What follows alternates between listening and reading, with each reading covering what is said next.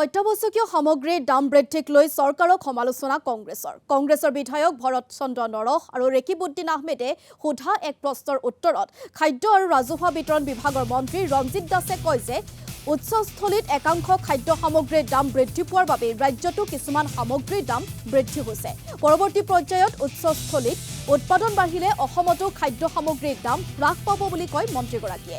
কংগ্ৰেছ বিধায়ক ভৰত চন্দ্ৰ নৰহে ৰাইজক সকাহ দিয়াৰ বাবে খুচুৰা আৰু পাইকাৰী বজাৰত হোৱা মুদ্ৰাস্ফীতি হ্ৰাস কৰাৰ আহ্বান জনায় চৰকাৰক।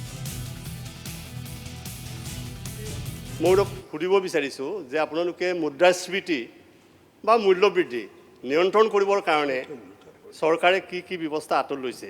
কাৰণ ছাৰ, মই আপোনাক জনাব বিচাৰিছোঁ মুদ্ৰাস্ফীতিৰ ক্ষেত্ৰত যে আমাৰ মাননীয় মুখ্যমন্ত্ৰী সদায় কৈ থাকে যে অসমক আমি শ্ৰেষ্ঠ 5খন ৰাজ্যৰ ভিতৰত এখন কৰিম, কিন্তু মুদ্ৰাস্ফীতিৰ ক্ষেত্ৰত আটাইতকৈ বেছি টকা 6খন ৰাজ্যৰ ভিতৰত আমাৰ অসমৰ পজিশ্যনটো 2 নম্বৰ। কাৰণ বিহাৰ 1 নম্বৰ 5.9, অসম 5.1, উৰিষ্যা 4.8, উত্তৰ প্ৰদেশ 4.6, হাৰিয়ানা 4.5, কেৰেলা 4.5। আৰু ছাৰ, আটাইতকৈ কম যি 5খন আছে, এই 5খনৰ ভিতৰত আমাৰ অসম নাই।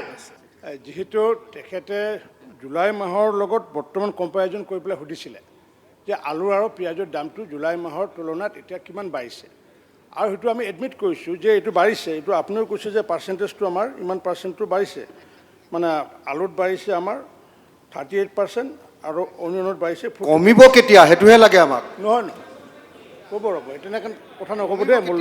মোৰ লগত তেনে কথা নক'ব। মাননীয় ভৰত নৰৰ দৰে এজন মানে যোগ্য ব্যক্তিয়ে কথা পাতি আছে মোৰ লগত যে যিহেতু প্ৰডিউচাৰ ষ্টেট নহয়, আমি কনজিউমাৰ মানে আমি কনজিউম কৰোঁ।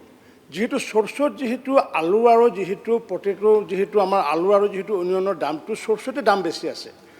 যেতিয়া চ'ৰ্চত উৎপাদন অধিক হ'বগৈ তেতিয়া নিশ্চিত ৰূপত এইটো কমিব।